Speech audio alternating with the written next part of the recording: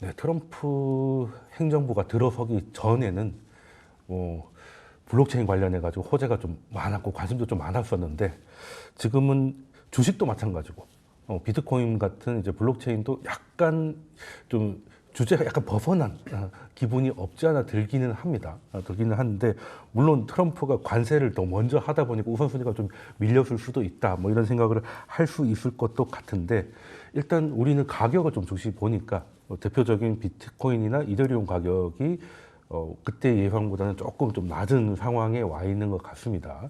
그럼 최근에 이런 가격 변동성에 대해서 교수님 오랜만에 나오셨으니까 예, 가격 변동성에 대해서 한번 좀 짚어주시죠. 네. 트럼프 대통령 취임하기 전에 기대가 워낙 컸었죠. 네, 그랬죠. 비트코인 전략 자산화라는 그 정책을 피면서 사실은 저를 포함한 많은 암호화폐 하시는 분들이 굉장히 좋아했었습니다. 네.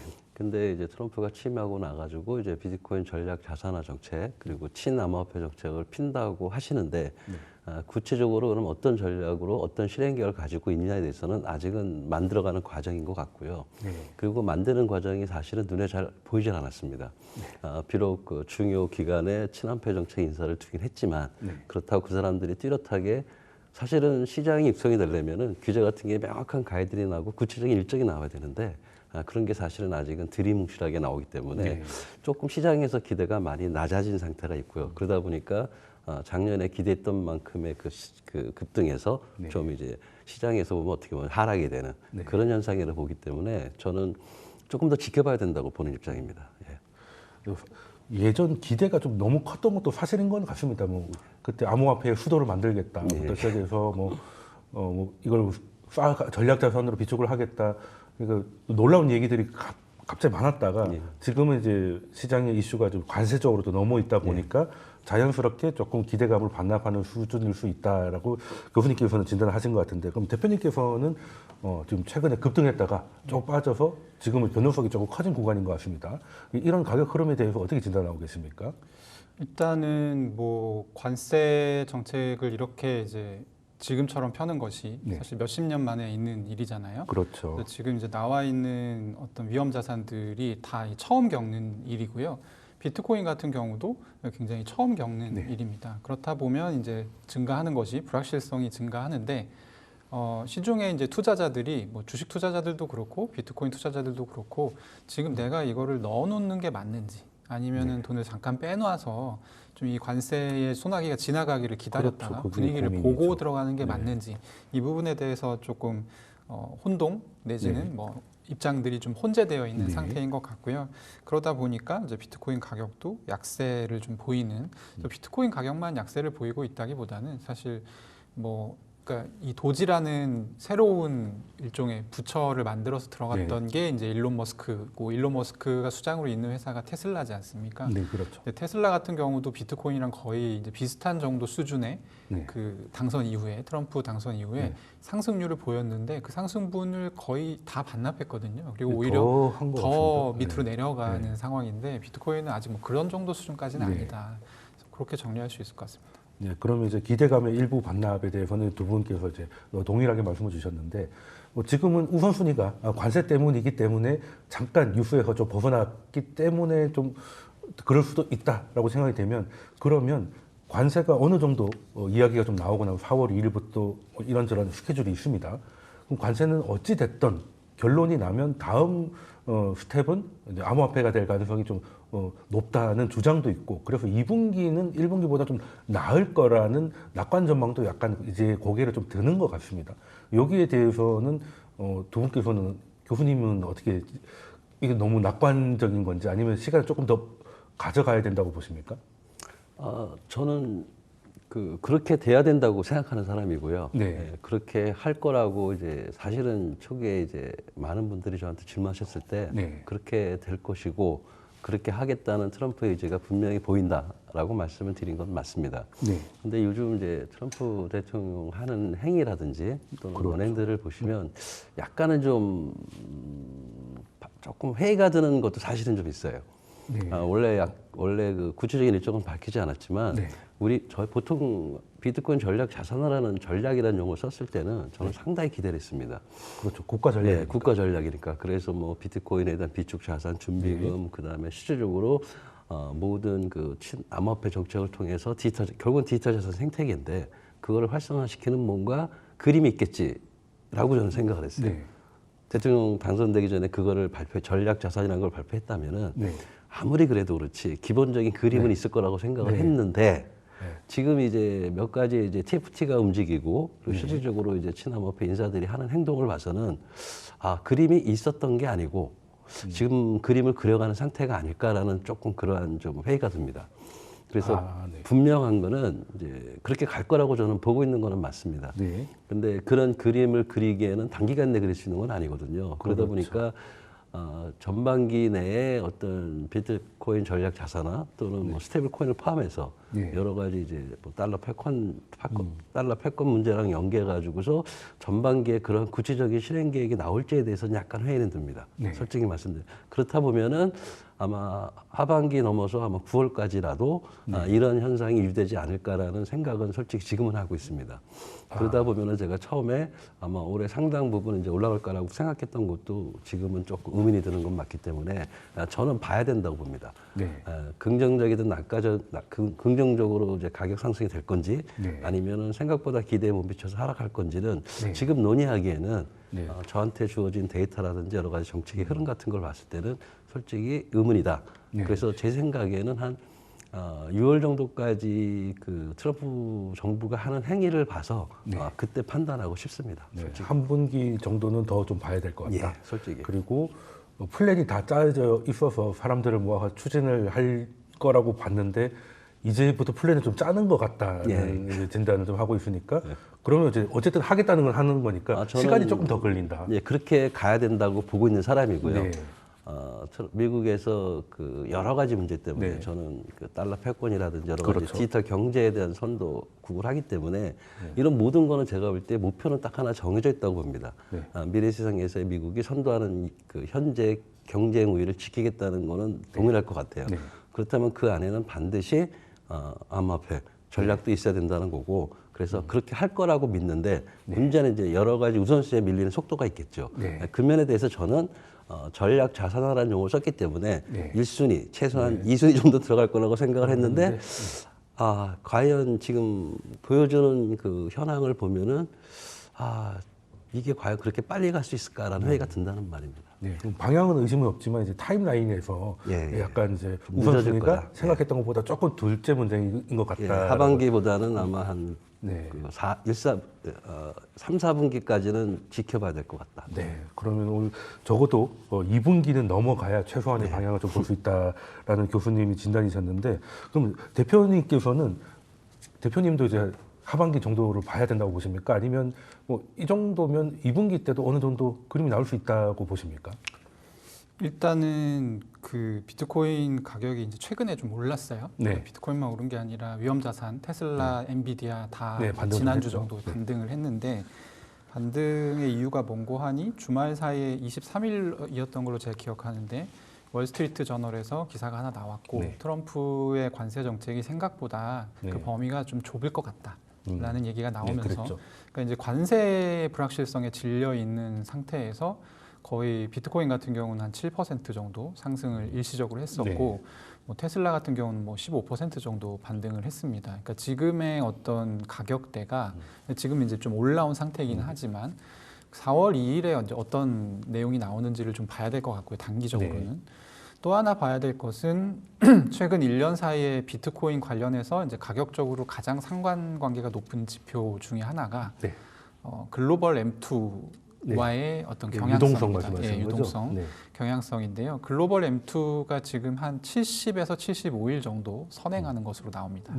그러면은 제가 이제 찾아본 자료에 이렇게 계산을 해보면 한 3월 25일 그러니까 며칠 전 어저께인가요? 며칠 전이죠. 그때부터 한 2달 정도는 글로벌 M2가 굉장히 가파르게 오르는 것으로 나와요. 그래서 뭐 일시적인 이벤트라든지 어떤 관세라든지 정책적인 이벤트에 따라서 가격은 또 변동하겠지만 기본적으로 3월 25일부터 약 5월 말까지 2달 정도의 기간은 유동성인 측면에서는 상승 압력이 좀 밑에 깔려 있는 상태라고 보면 됩니다. 그래서 그런 부분들을 투자할 때 좀 감안하시면 좋을 것 같고요.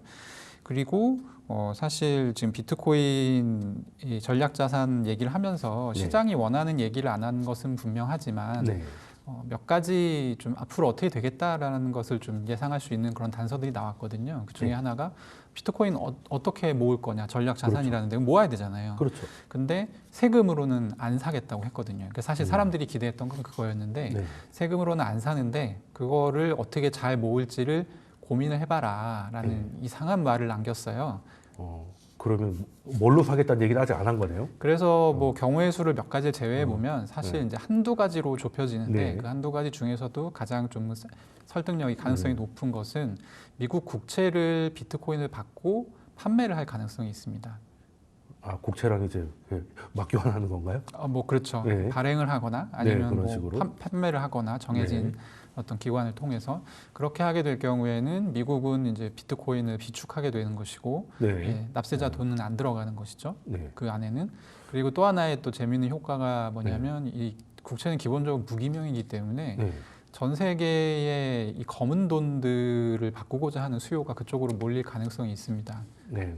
사실 비트코인은 그쪽의 용도를 늘 의심받긴 했었잖아요. 가장 이제 많이 사용됐던 분야이기도 하고 그래서 그런 부분들이 사실 이제 언제 스위치가 켜질 거냐 이런 부분들에 따라서 사실은 가격이 영향을 많이 받을 수 있습니다. 네, 그럼 사실 비축은 해야 되는데 뭘로 사는가에 대해서는 굉장히 좀 모호한 얘기를 했네요. 여러 가지 얘기가 나오고 있어요. 그래서 처음에는 뭐 신시아 루미스라고 하는 공화당 상원 의원은 미국이 가지고 있는 금이 전 세계 금 보유량의 한 5% 정도를 미국이 갖고 있으니까 이걸 팔아서 비트코인을 사자. 이거는 근데 이제 경제하시는 분들 입장에서는 말도 안 되는 아이디어고. 그렇죠. 근데 최근에 이제 그 백악관에서 이 크립토 짜르와 함께 크립토 짜르의 약간 실무진 역할로 이 암호화폐를 좀 보고 있는 그 젊은 친구가 하나 있어요. 보 히긴스라는 친구가 있는데 이 친구가 얼마 전에 이 팟캐스트에 나와서 똑같은 얘기를 또 했습니다. 그러니까 그런 얘기는 뭐냐면 사실 이제 보고 있다는 거예요. 여러 가지 선택지를 놓고 뭘 할지 보고 있다. 타진을 하고 있겠죠. 그리고 이제 금값이 계속 올라가는 것이 미국 입장에서 굉장히 불편하거든요. 왜냐하면 비트코인은 달러의 위협이 안 될 수 있는데 금은 달러의 위협이 되거든요. 그렇기 때문에 사람들이 지금 국가들이 금을 사 모으고 있는 것이고 불안하기 때문에 그런 측면에서 트럼프 정부가 어떤 선택을 할지는 좀 지켜볼 필요가 있다. 그럼 어떤 돈으로 이제 이걸 비축하게 될지 그 결론을 내는 게 좀 중요하다 말씀을 주셨고 일단 유동성 측면에서는 3월 말 최근부터 좀 올라가고 있으니까 지금까지 경험으로는 한 2달 정도 선행을 했으니 2분기가 지나면 이제 펀더멘탈이라는 말이 어울릴지 모르겠으나 그래도 좀 우호적인 환경이 조성될 것 같다. 그게 아니라 3월 25일부터 5월 말까지 올라갑니다. 그러니까 이제 유동성이. 그러면 2분기 말이나 3분기 초에는 그걸 계산했을 때. 그것까지 계산했을 때 유동성이 이미 올라간 상태고 그게 반영되는 것이 3월 말부터 5월 말까지. 그러면은 생각보다 좀 2분기에도 반응이 있을 수 있다는 생각을 갖고 계시는 그렇죠. 거예요? 2분기 내가 아마 단기적으로는 교수님보다는 한 분기 빠르게 조금 더 적극적이시군요.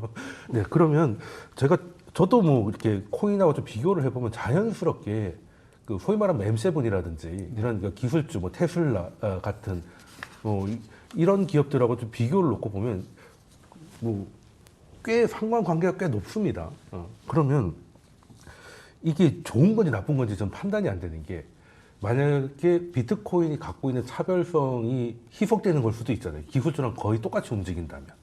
굳이 비트코인을 살 필요가 있느냐. 그냥 M7을 사도 되는 거 아니냐. 같은 투자 아이디어에서 사실 같이 움직이고 있기 때문에 이거에 대해서 이거 하나를 묶어버리는 거에 대해서 위험하다고 보십니까? 아니면 지금은 어쩔 수 없는 그냥 동행성을 갖고 있다고 보시는 겁니까? 교수님께서는? 저는 동일성이 없다고 보는 사람이에요. 동일성이 없다고. 지금 현재 이사람권에 잠깐 읽어봤는데 그러니까 기술주 기존에 있는 뭐 M2가 되든 M7이 되든 네. 뭐 예를 들어서 엔비디아하고 비트코인의 가격 흐름이 비슷하다. 네. 뭐 그런 얘기들을 어떤 통계적인 현재 현상을 가지고 얘기하는 건데 제가 볼 때 그건 좀 단편적이라고 생각을 하고요. 중요한 거는 이제 다른 뭐 기술들하고 비트코인하고의 그 기술적 가장 큰 차별성은 세상을 이루는 그 인프라 기술에 대한 본질적인 차이가 있습니다. 아까 이제 말씀하신 것처럼 이제 국채를 팔게 되면 그게 익명성이 있기 때문에 그래서 이제 비트코인의 수요가 폭발한다고 하는데 사실은 그게 이제 탈중앙화에 대한 개념이거든요. 그래서 기존의 기술들은 그런 개념은 아니고 그냥 현재에서의 중앙화 세상에서의 기술 발전을 얘기하는 거고 비트코인은 사실은 이제 우리에게 탈중앙화 세상을 보여준 또 다른 생태계를 원하는 거거든요. 그렇죠. 그래서 목적이 다르기 때문에 두 생태계 간에 어떤 상관관계가 있느냐에 대해서는 조금 더 데이터가 저는 필요하다고 보고요. 그거를 이제 기술적인 현재 단편적인 현상을 가지고 그렇게 얘기하는 분도 있을 수는 있습니다. 근데 그게 과연 지속할 것인가에 대해서는 저는 회의를 갖고 있고요. 왜냐하면 본질적으로 차별화되는 세상이기 때문에. 그래서 차라리 저는 이제 제가 이제 경제학자가 아니기 때문에 경제학자들한테 이런 얘기를 합니다. 현재 세상의 모든 경제론이나 모델이나 투자 관점을 봤을 때는 중앙 집중 모델에서의 모델이지 않느냐. 그렇죠. 근데 이제 비트코인이나 이제 블록체인이나를 통해서 우리 앞으로 다가오는 세상은 이제 P2P 모델이잖아요. 그럼 P2P 모델 특성에 맞는 경제 모델이 있을 텐데 왜 그걸 연구하시는 경제학자들이 이렇게 드무시냐. 그걸 제가 계속 이제 사실은 5년 전부터 P2P 경제 모델이라든지 아니면 탈중앙 경제 모델에 대해서 좀 깊이 있는 연구가 필요하지 않겠느냐는 얘기를 계속 하거든요. 그러니까 저는 다른 모델이기 때문에 일시적으로 또는 부분적으로 이제 동일성을 유지할 수도 있죠. 근데 그거는 저는 결론적으로 말씀드리면 아닐 거라고 보고 있고요. 지금은 그냥 여러 가지 뭐 국제적인 현상이라든지 뭐 지금 투자 전문가들이 말씀하시는 뭐 여러 가지 환경에 비해서 비슷해 보이네라고 하나의 표를 이제 데이터의 상관관계를 찾은 것뿐이고요. 저는 별개로 보고 있고 그리고 상이한 모델이기 때문에 그렇게 큰 상관관계는 이제 가만 갈수록 없어질 거다 이렇게 보고 있는 사람입니다. 네, 그럼 디지털이나 뭐 기술적인 측면에서는 뭐 어떻게 보면 약간 묶을 수도 있겠지만 기본적인 추구한 철학은 굉장히 이제 중앙화냐 탈중앙화냐 철학이 다르기 때문에 그렇죠. 결국 이 시장의 색깔이 지금 디지털이나 기술 쪽이 아니라 그 철학에 관심을 가진다면 기술적하고는 비트코인은 이제 별개의 길을 갈 수 있다라고 그렇죠. 생각을. 그러니까 지금 말씀하신 거 제가 조금 이제 종합 정리하면은 기술 자체로서 비교하는 거는 충분히 있을 수 있습니다. 그러나 그 기술이 원하는 생태계의 모델은 전혀 다른 세상이라는 걸 철학이 다르다. 강조하고 싶습니다. 근데 지금 비슷하게 가는 건 투자자들이 비트코인에 관심 있는 분들이 이제 또 기술 쪽에 관심 있는 분들이라 그런 수급적인 면도 없잖아 있는 것 같습니다. 그러면 이제 교수님께서는 철학이 완전히 다른데 지금 결과적으로 이제 동행의 모습을 좀 보이고 있다는 말씀을 주셨고 그럼 대표님께서는 결국 그래도 이러저러한 이유 철학이 달라도 결과적으로는 계속 이게 이어질 수 있다고 보시는 겁니까? 아니면 결국에 또 나눠질 거라고 보십니까?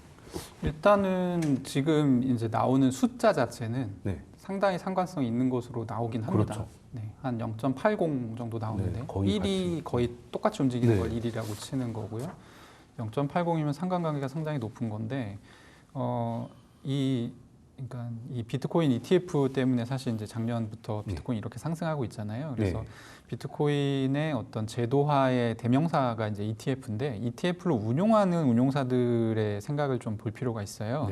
이들이 이제 생각하는 거는 포트폴리오 전략 안에 비트코인이라는 새로운 신종 자산을 넣고 싶다. 그래서 자기들이 수수료를 돈을 벌겠다. 이런 이제 마인드예요. 기본적으로는.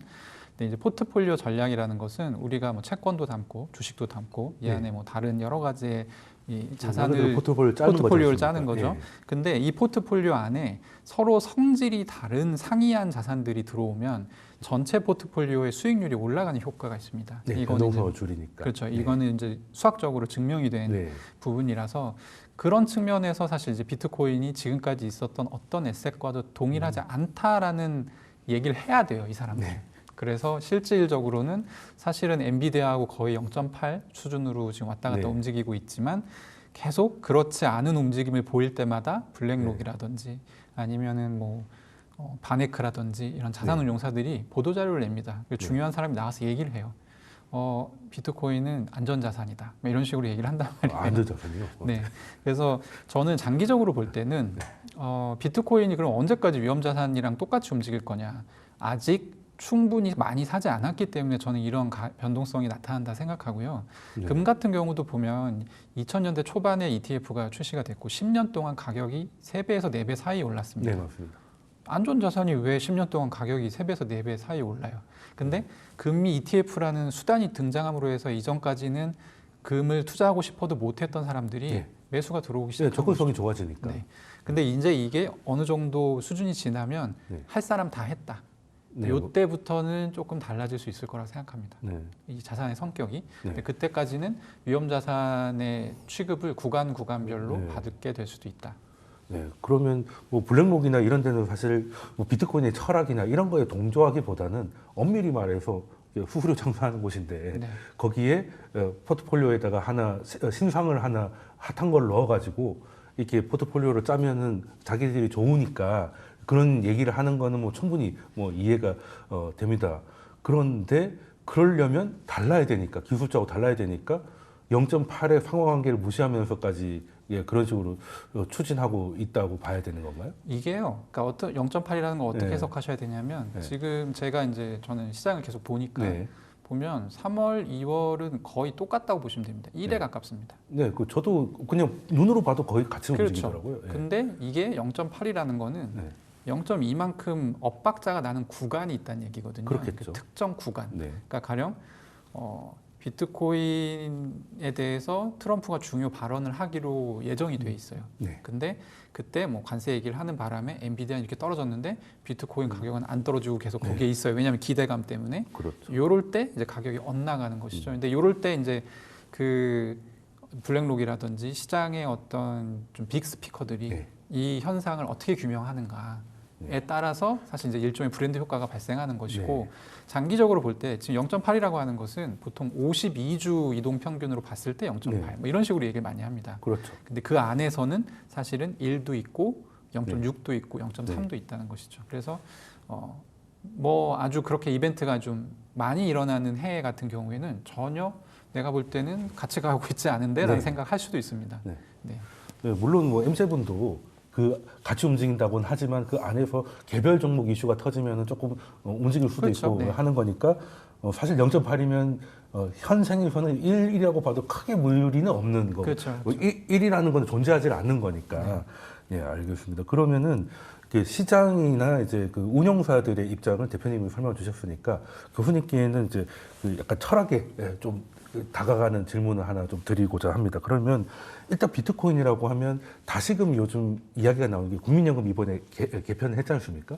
그래서 이제 젊은 친구들이 이제 자기들이 좀 손해를 본다. 그러니까 우리의 노후는 국민연금이 아니라 이제 비트코인을 모아야 된다. 이런 얘기를 하는 친구들이 꽤 눈에 많이 띄어요.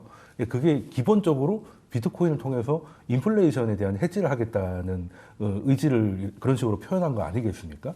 그러면 비트코인이라고 하면 첫 번째 가장 중요한 철학이 이제 탈중앙화고 탈중앙화를 노리는 게 결국에는 이제 인플레이션에서 벗어나고 싶은 거 아니겠습니까?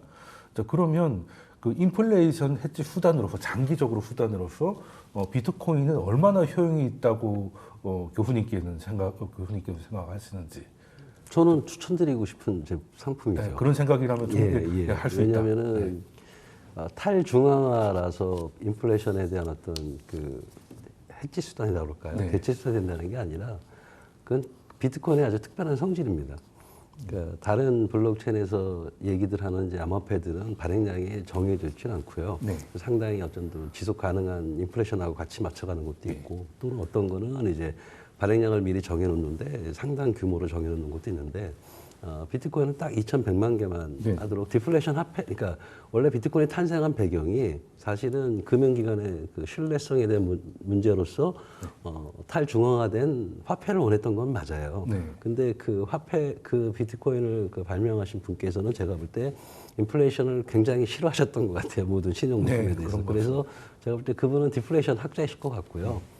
그래서 아마 비트코인에 대한 첫 번째 철학이 제가 볼 때는 디플레이션이라는 개념이 들어가 있는 겁니다. 그래서 이제 디지털 금이라는 얘기로 이제 그 상징적으로 쓸 수 있기 때문에 저는 당연히 인플레이션 해지 수단이 된다고 보고 있는 거고요. 네.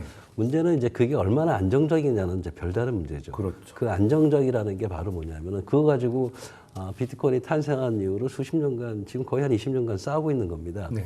비트코인이 아직도 위험 자산이냐, 뭐 계속 말씀하시지만 안전 자산이냐. 근데 제가 볼 때 옛날에 혹시 기억나실지 모르지만 비트코인 가격은 조만간 0이 될 거다. 근데 뭐 사기라는 말도 초반에 많았죠. 사기라는 얘기도 있고 0이 될 거다. 뭐 내지적 가치가 뭐냐, 실체도 쓸데없다. 없는데 뭐 이러면서 하던 사람들은 요즘 아무 말씀 안 하시잖아요. 지금은 예를 들어서 비트코인의 최소 하한가라고 얘기한다는 게 6만 5천 달러. 뭐 상한가로 따지면 15에서 20만 달러라고 얘기하는 그 말은 뭐냐면 기본적으로 자산으로서의 위치 포지션은 저는 잡았다고 보는 거죠. 네.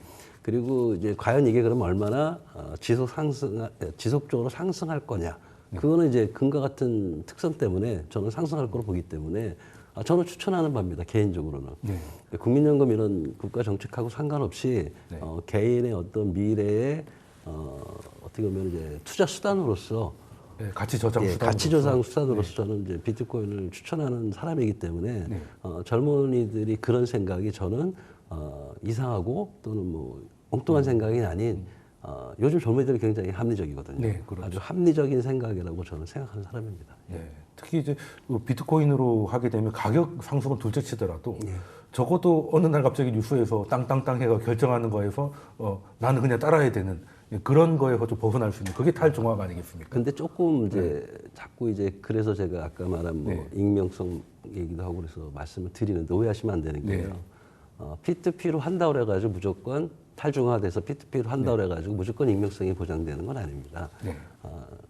비트코인도 익명성이 없습니다. 보통 저희 같은 경우는 세미 익명성이라고 얘기하는데 만약에 비트코인이 현금과 같이 100% 익명성이라면은 절도에 간 사람 돈을 찾을 수가 없겠죠. 그런데 비트코인은 이제 충분히 추적할 수 있는 기능이 있기 때문에 물론 기존에 있는 그 자산들보다는 어렵겠죠. 익명성 있는 자산은 어렵지만은 익명성 문제보다는 저는 비트코인이 가지고 있는 그 디지털 금이라는 디플레이션 화폐로서 시작했다는 그 철학, 탈중화를 떠나서 디플레이션이라는 그 화폐로서 출발했던 그 철학에 의해서 제가 볼 때 충분히 인플레이션 해지 수단은 될 수 있다라고 제가 말씀드리는 겁니다.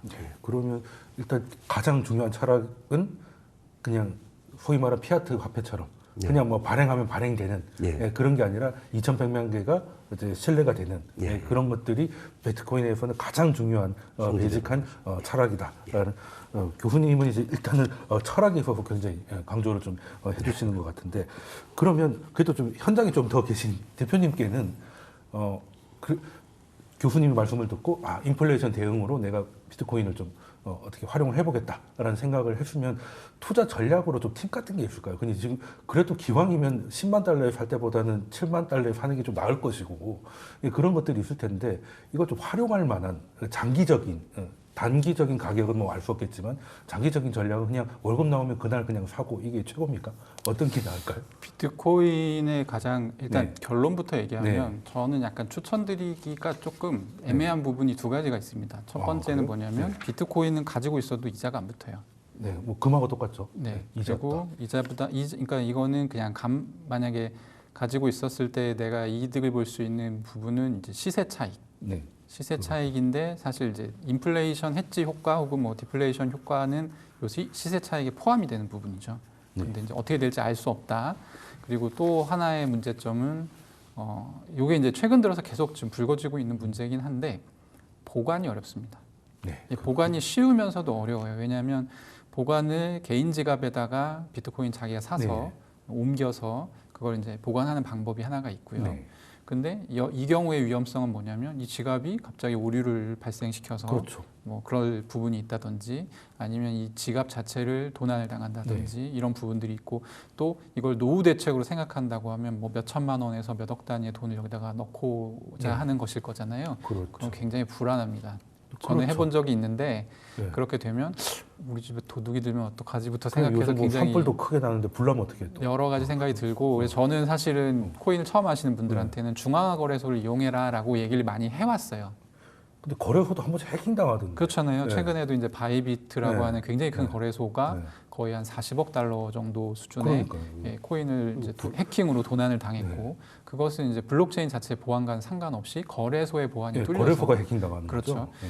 근데 이제 이런 부분들이 있다 보니까 연금이라는 것은 사실 그 사람의 아이덴티티에 계산이 되는 거거든요. 그렇죠. 정해져 있잖아요. 누구 앞으로 얼마. 네. 이게 없어지 0이 될 가능성은 좀 적잖아요. 네. 그런 측면에서는 이 방법 역시 리스크가 있다. 네. 이걸 알아두시는 게 좋을 것 같고, 왜냐하면 또 이제 거래소에 맡겨놨는데 그 거래소가 뭐 천년만년 영업을 할 거라는 보장도 없지 않습니까? 그렇죠. 네, 그래서 심지어 안 좋은 뉴스들도 굉장히 자주 나오고. 사실은 이제 지금은 그 예전에 90년대, 2000년대 초반에 연금 가입하시는 분들이 내 미래가 어떻게 될 거야 이런 생각 복잡하게 안 하셨을 거예요. 그때는 뭐 조금씩 모아가면 뭐 나중에 돈 주겠지. 그렇죠. 뭐 그때는 이제 이거죠. 나라가 뭐 보장을 해준다는데 이런 네. 마인드였던 거고, 근데 2025년을 살아가는 이제 우리들은 이거는 나라도 어떻게 될지 모르겠고, 요즘에 뭐 이렇게 선진국 지위에서 떨어지는 나라들도 많이 나오고 네, 없잖아 있고, 네. 그러면 이제 연금도 따라가지 않습니까? 네. 보통 통화 가치가 연동이 되니까. 그런 경우도 있고, 그리고 뭐 지금 은행이라고 망하지 않으리란 법도 없고, 그래서 결국에는 본인이 계속 케어를 해야 되는 시대가 됐어요, 지금 이제. 네. 그래서 그런 부분들을 좀 감안하는 게 좋다. 네.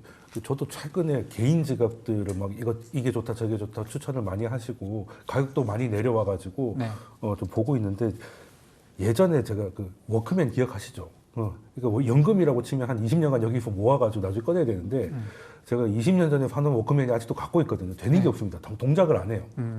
그러면 만약에 최악의 경우 거기에다가 개인 지갑에다 비트코인을 넣었는데 그 뭐 예를 들어 USB를 꽂았는데 인식이 안 된다든지 뭐 이러면은 그냥 그렇죠. 못 찾는 거지 않습니까? 그렇죠.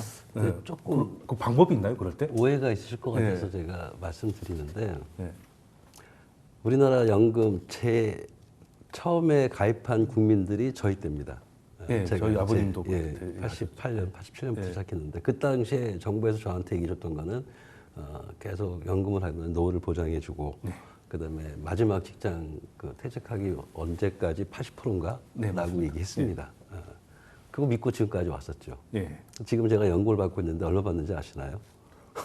얼마 넣고 얼마 받는지 개인 정보인가요? 제가 생각했던 금액의 한 6분의 1, 7분의 1 6분의 맞습니다. 예, 그러니까 중요한 게 탈중화의 철학이라는 게 그런 겁니다. 물론 뭐 금으로 해서 인플레이션 해결하겠다, 노후를 보장하겠다. 금은 절도 안 나가나요?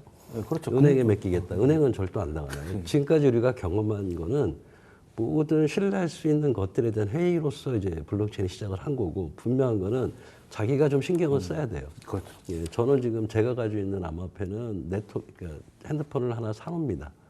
그 핸드폰에 넣어두시는 거예요? 핸드폰에 넣어두고 아이콘을 쓰진 않습니다. 예, 그냥 그러니까 뭐 해킹 당할 수 있다는 걸 저는 충분히 알기 때문에 그냥 그렇죠. 끄는 인터넷 상태에서 책상에 그대로 보관하고 있습니다. 네, 눈에 보여야지. 예, 그러니까 그 비트코인에 대한 어떤 그 특징적인 관점에서의 금처럼 관점에서 인플레이션 해지 수단이라고 얘기하는 그 속에는 네. 그건 그냥 특성을 얘기하는 거고요. 그럼 실질적으로 비트코인을 어떻게 저장하고 보관 관리할 거냐 문제는 현재 모든 자산의 보관 관리하고 똑같은 문제예요. 네, 맞습니다. 예, 비트코인 때문에 생기는 문제가 저는 아니라고 말씀드리는 거예요. 예, 그래서 그건 그렇죠. 아까 이제 우리 말씀하신 것처럼 옛날에는 내가 신경 안 써도 알아서 다 해주는 세상이죠.